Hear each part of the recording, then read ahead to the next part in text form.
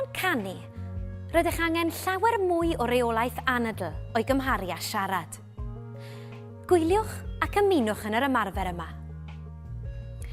Ffeindiwch wagle a sefwch gyda'ch cefn yn syth.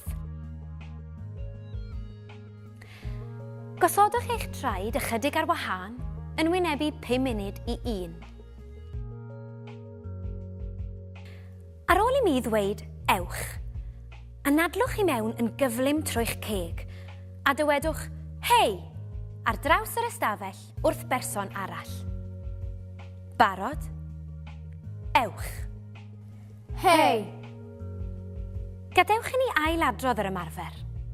Ond y tro hwn, canwch hei ar draws yr ystafell wrth berson arall am 4 curiad. Dyma'ch nodyn. Hei!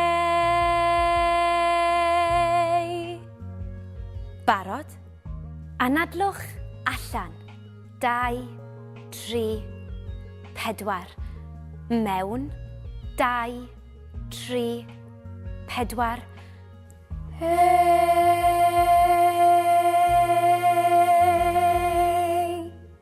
Wnaethoch chi sylwi rhywbeth? Pan yn siarad, prin ein bod yn meddwl am reolaeth anadl a pharatoi i greu sain.